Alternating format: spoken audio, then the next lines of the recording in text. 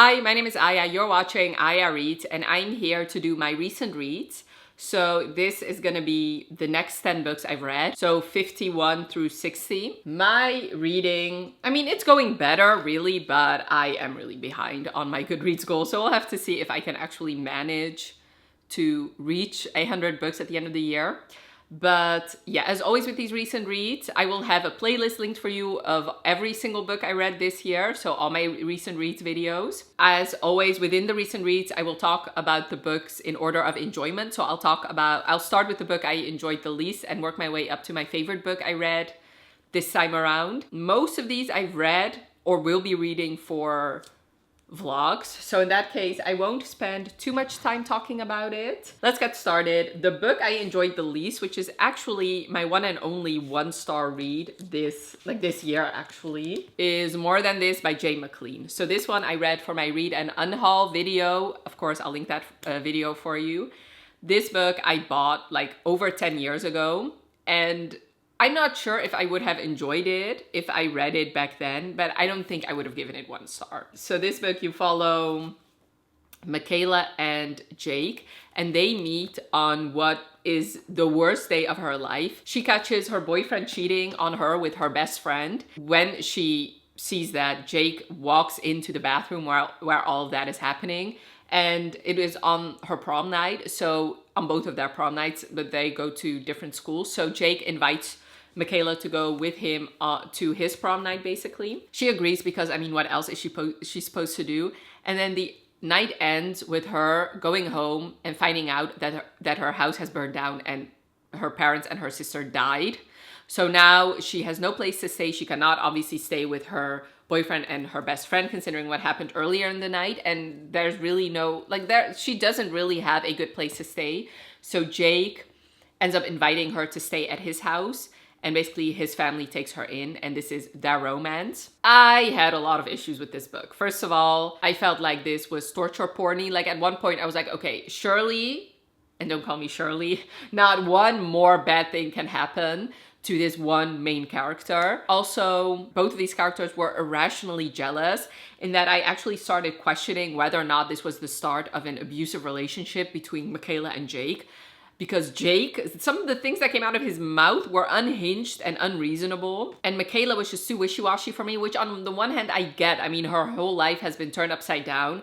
I get that she doesn't want to have an exclusive relationship or be in a committed relationship with somebody right after all the events that happened in her life. The problem with that though is she would get jealous and irrationally jealous at that when Jake started talking to somebody else. Well, then in that case, girl, pick what is it? Do you want to be with him or do you not? So those were like the things that, and there was nothing I really enjoyed about this book. The only reason I finished it is because I was listening to it on audiobook, and the majority of it, I listened to it while cleaning my bathroom, and I didn't want to put in the effort to actually switch audiobook. So that's how I finished it. So yeah, if you want to know more of my in-depth thoughts, check out my read or unhaul video I did. The next book I want to talk about is my only 2-star of this video, and this kind of breaks my heart because it is a 2-star for one of my favorite authors, and it's Out of the Gate by Elsie Silver. This just breaks my heart because Elsie Silver is one of my favorite authors, and I've given most of her books 4 and 5 stars. This I read for my reading the Gold Rush Ranch series by Elsie Silver, which that will be the video I post on Wednesday. So I don't want to go too in-depth about my reasonings because I really want you to watch that vlog. But basically this is the 1.5 novella in the Gold Rush Ranch series, and you follow Dermot and Ada. And Dermot and Ada are the grandparents of the MMCs of the first and second book. So basically this is a short, quick 106-page novella. So basically he is an employee of her father's ranch. There's a 10-year age gap between them, and everybody in her life knows that she has been crushing on him ever since she was a little girl. But of course, since he was 10 years older, he never really paid her any mind. But now that she's 18, he just enlisted in the army, and on the night that he leaves, she ends up kissing him, telling him that she has feelings for him and has had those feelings all that time. He kind of shuts her down. Now 3 years later, he's back. And both of them kind of have to confront both their feelings because even though he never looked at her that way, those 3 years in the army made him see her differently, and he has been pining for her all these years, and she has tried to get over him, but she hasn't really been able to. So basically it is their romance. For me, I felt like this should have either been longer, like a full-length novel, or it just shouldn't have existed, and I lean more towards it shouldn't have existed. And I do think Elsie agrees with me, because this is her one and only novella. This didn't really work for me. It felt like he had a lot of trauma and like difficult things he went through, so he does have some sort of PTSD. But this 109-page novella was not enough to address that. And I felt like he was a passive character, and I don't tend to enjoy that in an MMC. So, and to me, it felt a bit clunky, as if like the time period, like to me, if you're gonna lean into like a love story that happened like 50, 60 years ago, then lean into it. Like I wanna be immersed in like that time period, and it never really felt that way. Like it felt like this could have just as easily taken place in 2025, which of course is not the case. And I feel like, having read almost the entire series, this didn't really give us anything extra that the original books just gave us. So yeah, in my opinion, this was unnecessary. Now for the 3-star reads, I had a lot, like most of the books, no, that's not true. I had a lot of 3-star reads. The first one was another Elsie Silver, which this is also like my only 3-star read I've given Elsie. It was Off to the Races. So this, like the Gold Rush Ranch, didn't get off on the right foot, because like the first 2 things I read for it were not my highest rated. This, you follow Vaughn, Harding, and Billy Black. Billy is a horse trainer. Vaughn has hired Billy Black to be the horse race trainer, because he has this stallion who in theory should be a good racehorse, but he is skittish, he doesn't like people. Every trainer he's had has ran away screaming, basically. And his basically mentor, his grandfather's best friend, Hank, encourages him to hire Billy Black. So when this woman shows up at his ranch, he thinks that it is one of the women his mother has been thrusting on him, because she wants him to date and to get married, basically. So he kind of chews her out. He kind of assaults her too. And then Billy tells him that she's the new horse trainer. So he reluctantly has basically to work with her. They kind of bicker back and forth, banter back and forth. But ultimately, she does get through to the horse. His name is Double Diablo, but she has affectionately called him Dee. This is basically the romance between Billy and Vaughn. And Vaughn also struggles with something, because his grandfather, Dermot, from this book, there has been like some cheating scandal that he basically is trying to find ways to clear his grandfather's name, because, I don't know. I don't even remember what the grandfather actually did. Race fixing, okay? And slowly, like, they become friends, and ultimately they become more. They, like, Billy and Vaughn are just not my favorite couple. I think they are my least favorite Elsie Silver couple, and it just gets proven time and time again. Anytime I read another book in the Gold Rush Ranch series, anytime that there's a scene between Billy and the other characters, I just get annoyed. I feel like she's just not my type of heroine. Also, like, the whole 3rd act breakup, 3rd act conflict situation annoyed me.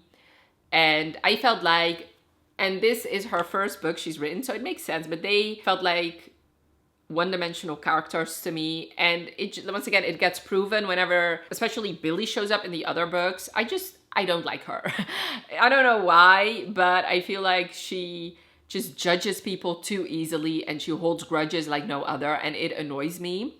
She doesn't give people the benefit of the doubt, but she is good with horses, and that is one thing I like. The one thing I love most about this book is all the interactions with Dee and Billy with the other horses. She is a competent horse trainer, and that was clear. And I did really like her interactions with Violet, because I felt like she needed a Billy in her life. But overall, this just was not my favorite, so a 3-star. My other 3-star read was The Young Elites by Marie Lu. This one I also read for my Read and Unhaul video. And this is the first book in her Young Elites trilogy, I think. And this you follow a world where, because of a plague that happened, some of the kids that survived had these special abilities. If that sounds familiar, then yes, it sounds very familiar to other like newer romanticities. Think along the lines of Powerless and One Dark Window. And this, you follow Adeline, and she is one of those like malfettos, I think. She has these gifts, and her father is like one of the worst people in the world. So he has constantly been abusing her, basically trying, like, and his reasoning for it is that he wants to get her angry enough for her to use her powers, but that hasn't happened until the night that her powers do surface, and that ends up in his death. So I mean, you got what you wanted. And because of that, she has been hunted down, and now she is been sentenced to death until she gets saved by the young elites, and she now has to train to become one. And it's like she has these interactions with the leader of the young elites, Enzo, who is also the exiled crown prince trying to get basically his kingdom back. I like this book. There was nothing inherently wrong with it, and I do think I would have loved it had I read it back then. But as much as I love I do love young adult romantasy, but to me, I have to come to terms with that. I'm a romance reader first and foremost. So the romance in whatever book I'm reading needs to be compelling enough for me to keep reading. So in that case, I feel like the newer versions of this story have done that better because there was more focus on the romance, and this one just wasn't. And that is fine. Obviously, a young adult book or any fantasy can have that. But for me, there was nothing really that compelling for me to want to know what was happening. A part of that might be the way I read it, because I was reading it while on vacation in Bonaire, and there was a lot of other things going on. So I wasn't reading a lot of this book.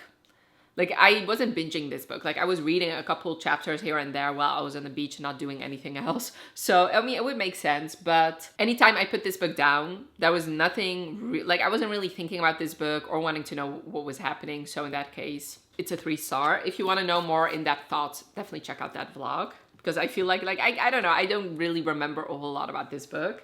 My other 3-star read was, once again, for that read or unhaul vlog, was Outlander. So this is a long time coming now. This I have owned for such a long, 10 years. But obviously it is a very beloved book, a beloved series. A lot of people do love it. I believe I watched like the first season and then a couple episodes of season 2. This was, okay, so basically if you don't know this, you follow Claire, who she's on like her belated honeymoon with her husband in Scotland, and she touches these stones that end up pulling her back in time to 1743 during like the Jacobite rebellion, I guess. And there she meets and falls in love with Jamie Fraser, and basically it's them trying to find a way to make it work, and also her struggling with the fact of staying or going back to her husband, who she still has a husband in 1945 where she's from. Before I get started, I do understand why this is so beloved. Like, while I was reading it, I felt like I was also transported back in time. I feel like Diana did a very good job with the atmosphere. This felt very cozy to me, even though like there were a lot of brutal things happening as well. And especially Jamie and Claire, they do leap off the page. And once again, like I said, I can understand why a lot of people love it. For me, this was just too long. Like, this did not need to be, like, for the actual events that happened, it did not need to be. Like, I was reading it on ebook and it was over 1,000 pages. It did not need to be that long. It just didn't, it just didn't justify it being that long. So for me, it just really put me off to the rest of the series. Like, I don't want to continue on because I know it's just too long. But it wasn't bad. Like, while I was reading it, I was enjoying my time. I did want to know like how their story was going to end, like what their HEA was going to be like. And I do feel like I love the story. So I do, like, part of me does want to continue watching the TV show, because I think I will like it more in that medium. But just reading thousands and thousands and thousands of pages, it isn't worth it for me. Maybe in the future it might be, but for now it wasn't. Like, there are so many other books that I enjoyed more, and so many other series that I enjoyed more that I think I'm just gonna leave leave it at this. And I'm glad I read it to know what the hype is about, but it's fine for me, so I gave it 3 stars. Then my only 3.5 star, I'm briefly gonna mention it because I really want you to watch the vlog that is coming out, not the next Wednesday, but the Wednesday after that probably. It is Haunting Adeline. I finally read this. This is a book and duology that has been hyped ever since it came out, basically. It's a dark stalker romance. You follow Adeline and Zaid, and Adeline lives in this like haunted giant mansion, and Zaid comes across her at one of her book signings, and he immediately becomes obsessed with her, and he immediately starts stalking her. He is like a touch her and I'll kill you, literally a type of MMC. He doesn't like it when anybody touches her, and in fact they might lose their hands if they do. I'm sorry, the lighting is going in and out, which is fitting for this book considering it is so dark. It is them basically trying to navigate their lives together. He is like a vigilante, basically. He goes after human traffickers and dismantles them and kills them and stuff like that. I read Phantom earlier this year, which I vlogged, and I'll leave that linked for you. Because I read that book earlier this year and didn't enjoy it a lot, I figured, you know, I really want to know what the hype is about and read the original duology, so I did. Or I mean, I have not read the second book yet. My quick thoughts for this one is I once again understand what the hype is about. I feel like they're very sexy together. Like all their sex scenes are immaculate, I'm not gonna lie. The problem, the problems I have with this book is I feel like it's too long. And once again, it didn't justify being that long because the first half is over 600 pages. I believe Hunting Adeline will be over 700 pages. It didn't need to be that long in my opinion. Also, I was a bit more intrigued about the plot than the romance. And since this is first and foremost a romance, that also made me give it 3.5 stars. If you want to know more of my in-depth thoughts and actually watch me and experience me reading this series for the first time, then check back. Let me actually give you the date. Check back on September 24th for that vlog. I'm very excited to continue on and upload that vlog. My only 4-star read is the only book that I did not read for a vlog, and it's 8 by Rilzy Adams. This was a fun, quick, smutty good time. So quick that I forgot their names. Tempest and Russ. And Tempest, she has something to celebrate. She signed the biggest contract of her career. So she decides to book a private chef to celebrate with her best friend, to indulge basically. Her best friend ends up canceling, but she still wants to celebrate. So she goes ahead and have the chef come anyway. And this ends up with him cooking a fabulous meal for her and with her as dessert, basically. So what can I say about this book? Like, this had an assignment and executed it perfectly. It was only, like, it was less than 60 pages, and I like both of them. It felt realistic to me in a way, how they would bond while he was cooking dinner. She was constantly around him while he was cooking their food. They got to know each other, and then they had a sexy time together, and I would not fault them at all. It was hot. But I have read more Rilzy Adams novellas. I know she does them very well, and this was just fun. There's really, even though this is the one and only book I did not read for a vlog, there's really not much to say considering it is less than 60 pages, but I would recommend it. If you're looking for a fun, smutty, good time, I would recommend it. But I felt like even though this wasn't even a novella, it's called a novelette, it had substance too. Like the first half was them trying to get to know each other, which I did appreciate. Now for my 5 stars, I had 3 5 stars, and I attempted to put them in order of enjoyment. The first one is Wildcard by Elsie Silver. I did an entire recent reads video for it, so a video dedicated solely to this book. So everything I did want to say was said in that vlog, but this is the 4th and final book in her Rose Hill series, her latest series, and this is obviously her newest release. You follow Sebastian and Gwen, and they meet at an airport when their flights get canceled because of this giant storm, and they have to stay at the airport overnight because in the morning the snow will be less and they can fly again. He just had one of the worst days of his life. He recently met a son that he did not know about, a son that is 24 years old already. So when he was 15, he was dating this girl. She ends up pregnant. She doesn't tell him. And now 24 years later, he finds out that he has been a dad, which he has wanted to be a dad all his life. And he didn't know that he had a son walking around for 24 years.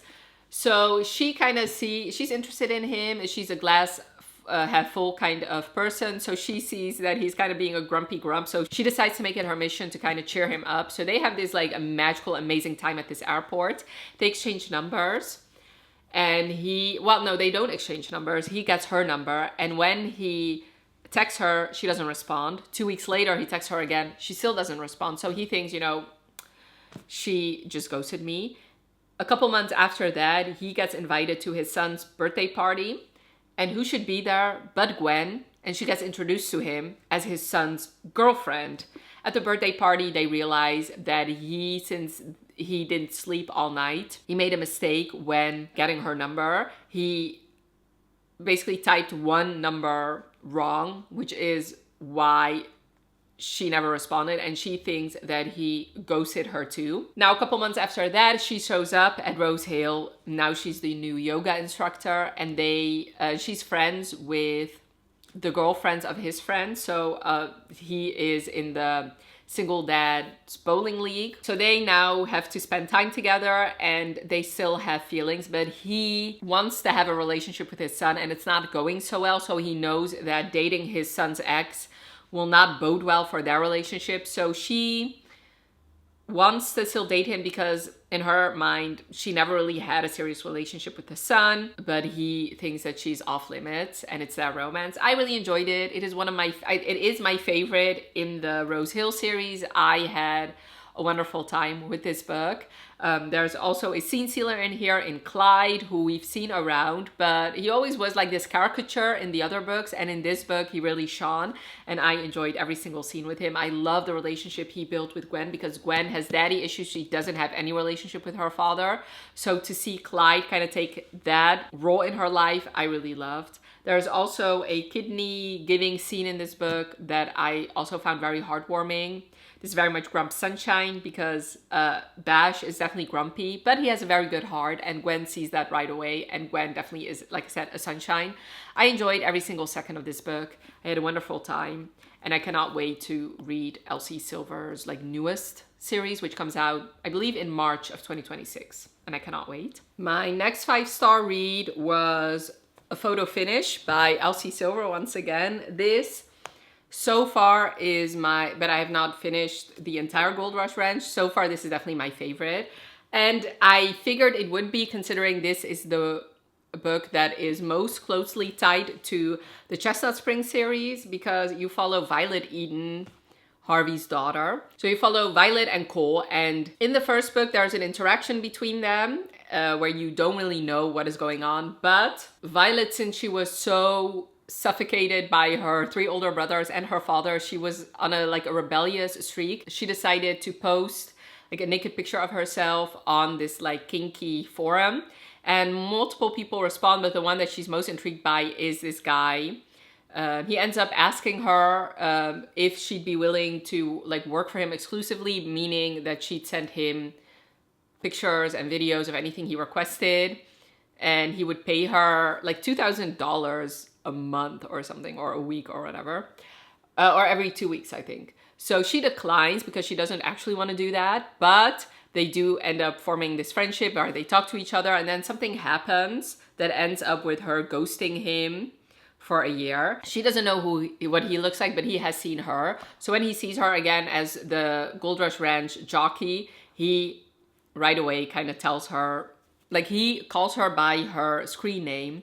So now it's awkward because he's technically her boss, and they never really talked about what happened back then. Now she actually gets injured on the track, and since she lives on an apartment with a flight of stairs, she cannot stay at her apartment, and the only reasonable place where she can stay is where Cole lives. So now they have to confront their feelings while living together, which that is one of my favorite tropes, a roommates to lovers. They have to confront their feelings and what happened back then.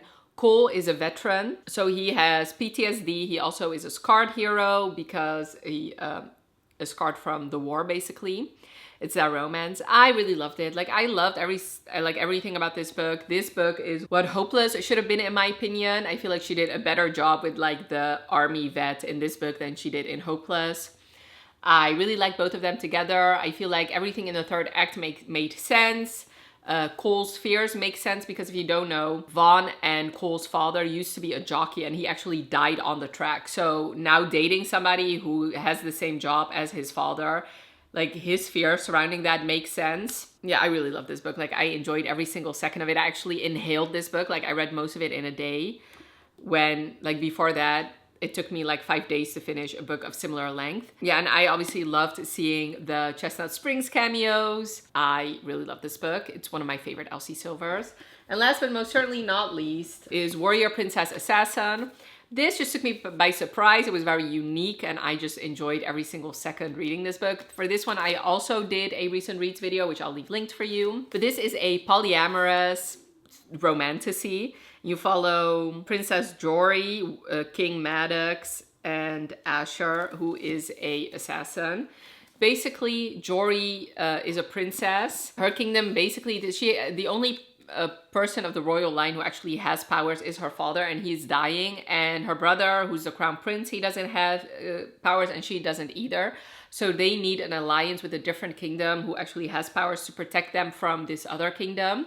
So she has to get married to King Maddox. She also has a best friend, Asher, who has been in her life on and off. He is an assassin, and he gets this assignment to assassinate both Princess Jory and King Maddox. Since Jory is his friend, he decides to warn her, and his plan is to just save her. But since through interacting with Maddox, she realized he's actually a good guy, so she convinces Asher that they need to rescue Maddox as well. They do so by actually kidnapping him, which obviously he doesn't want that to happen. And this is going to be the romance between Jory, Maddox, and Asher, and it's a sword cross situation, meaning all three of them will fall in love with each other.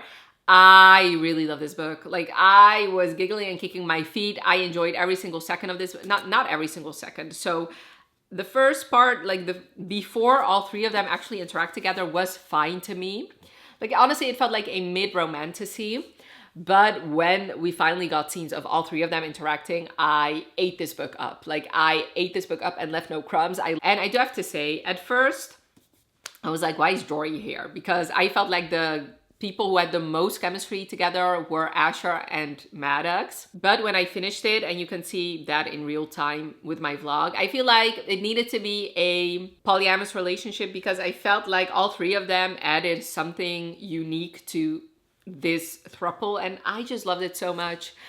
I loved like the hauntingly beautiful Asher. I love like the daddy Dom Maddox, and Jory was the character I liked the least, mainly because I felt like she didn't give Maddox especially the benefit of the doubt.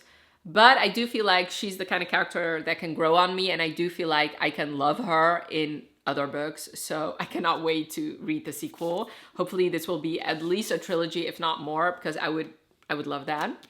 So if you want to know more of my in-depth thoughts, check out my vlog for this one. So those were the last 10 books that I finished. Definitely let me know in the comments below if you read any of these books and what your thoughts were. Also, let me know what your favorite book was that you read in August. And I hope you enjoyed this video. Definitely let me know by leaving a like if you did. And thank you so much for watching. Have a wonderful rest of your day, and I'll talk to you later. Bye.